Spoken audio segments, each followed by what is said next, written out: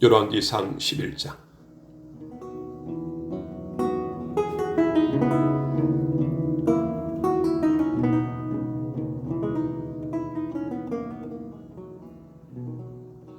솔로몬 왕은 바로의 딸 외에도 많은 외국 여자들을 사랑했는데 그들은 모압, 암몬, 에돔, 시돈 그리고 헷 여자들이었다.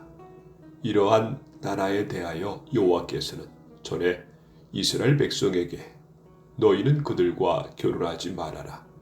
그렇지 않으면 그들이 너희 마음을 돌려 우상을 섬기게 할 것이다 하고 말씀하셨다. 그런데도 솔로몬은 그런 여자들을 사랑하여 3,700명의 아내와 300명의 첩을 거느렸다.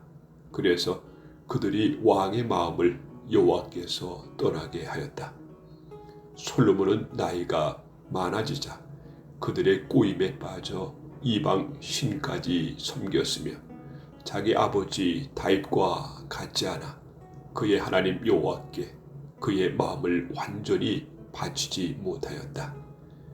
그는 시돈 여신 아스다롯과 암몬 사람의 신 밀곰을 섬기고 범죄하였으며 자기 아버지 다윗처럼 여호와를 진실하게 섬기지 않았다. 그는 또 모압 사람의 더러운 신 그모스와 암몬 사람의 더러운 신 몰렉을 위해 예루살렘 동쪽 감람산에 산당을 지었으며 외국에서 데려온 자기 아내들이 그들의 신들에게 분향하고 제사 드릴 신전까지 지어 주었다.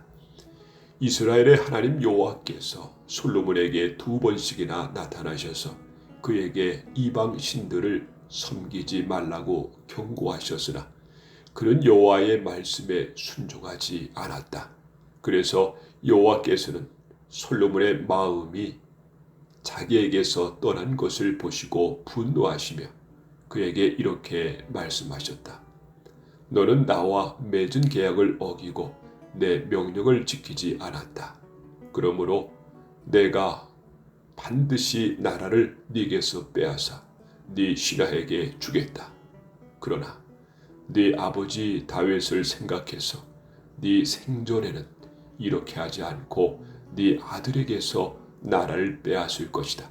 하지만 나는 그에게서 나라를 다 빼앗지 않고 나의 종 다윗과 내가 택한 예루살렘을 위해 한 지파를 그에게 주어 다스리게 하겠다. 그러고서 여호와께서는 에돔의 왕족 하닷을 일으켜 솔로몬의 대적이 되게 하셨다. 오래전에 다윗이 에돔을 정복했을 때 그의 군 총사령관 요압은 전사한 부하들의 시체를 묻기 위해 에돔으로 간 일이 있었다. 그는 부하들과 함께 그곳에 6개월 동안 머물러 있으면서 에돔에 있는 남자들을 모조리 쳐 죽였다.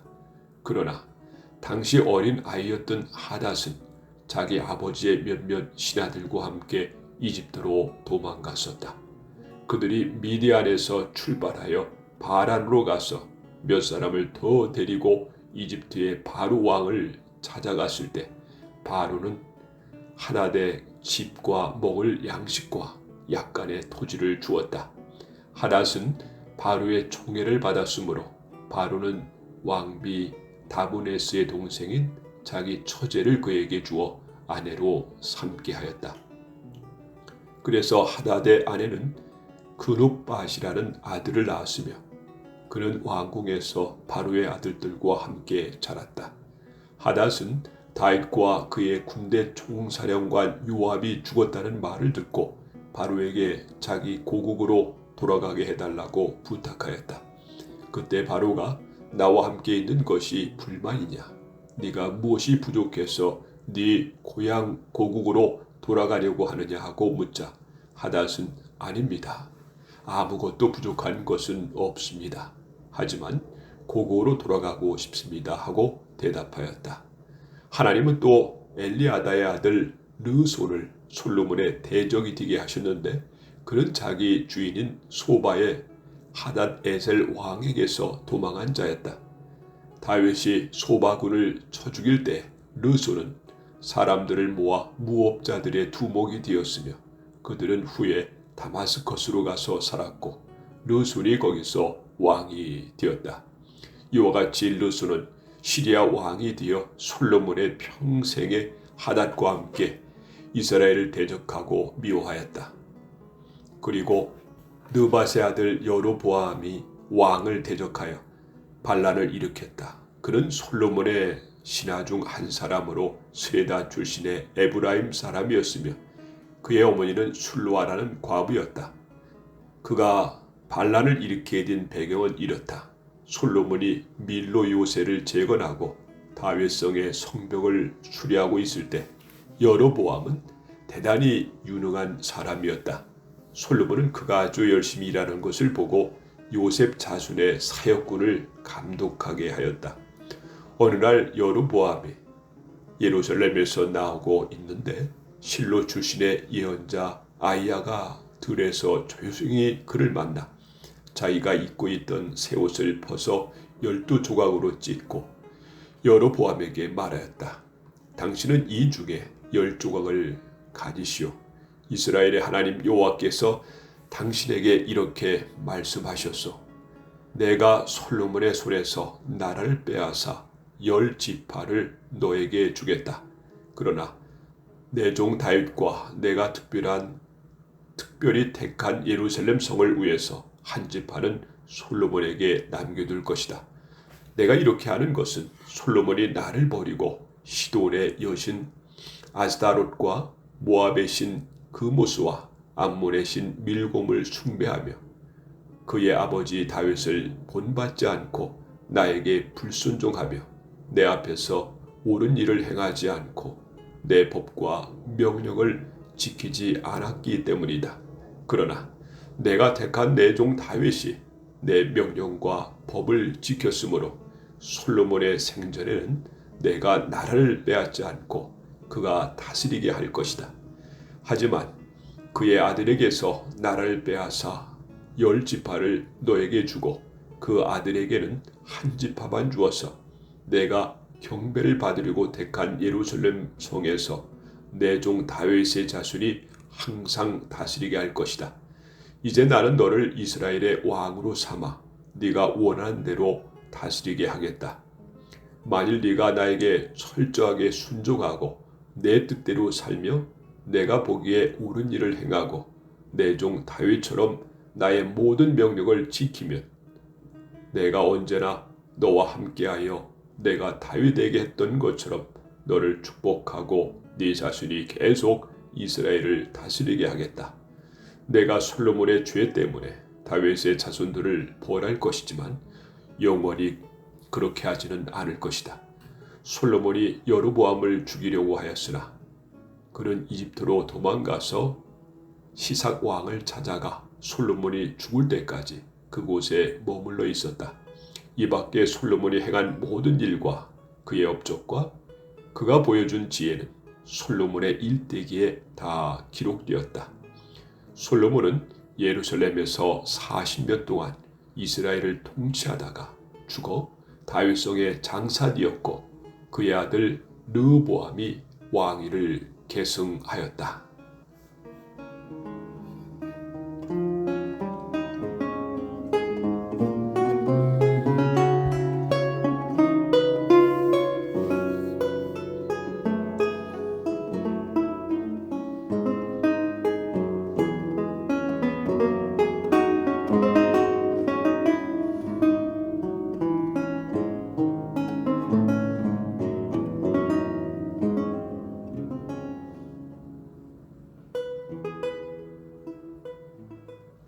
열왕기상 12장.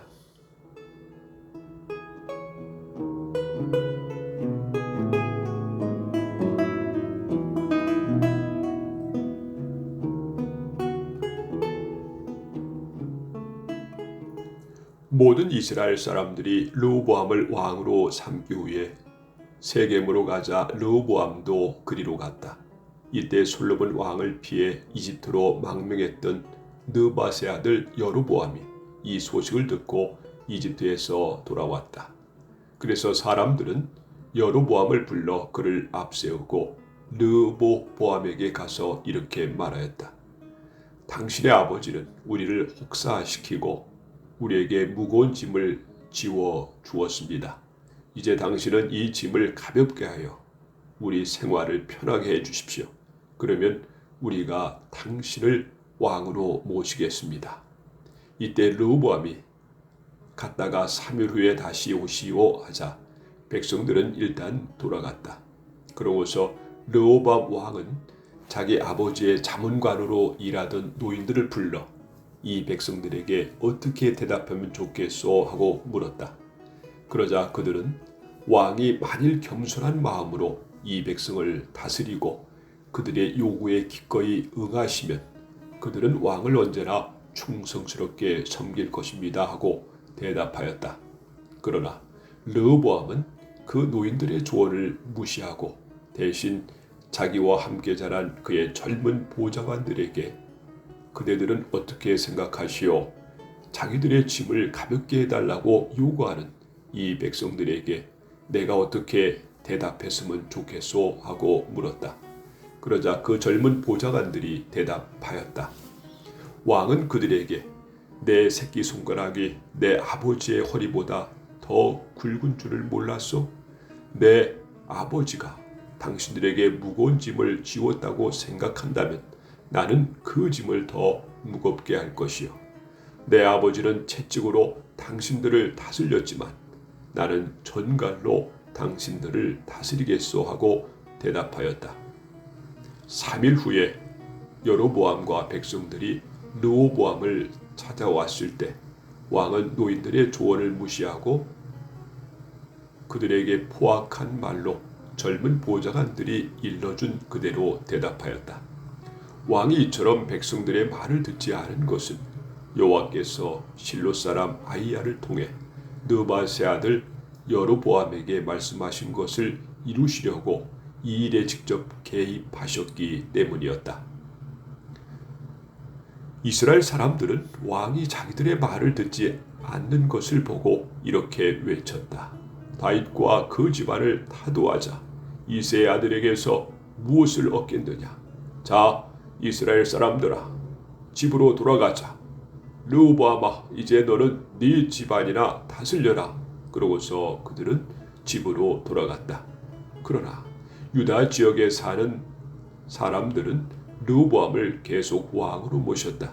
그 후에 르호보암 왕이 사역군의 총감독이었던 아도니람을 이스라엘 사람들에게 보냈으나 그들은 그를 돌로 쳐 죽였다.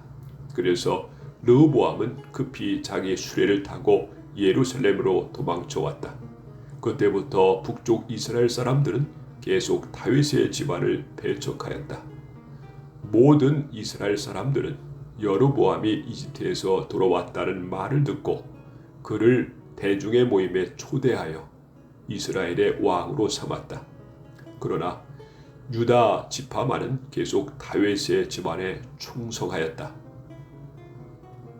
르호보암은 예루살렘에 돌아와 유다와 베냐민 지파에서 18만 명의 정예병을 소집하고 전쟁을 일으켜 이스라엘 북쪽 지파들을 장악하려고 하였다.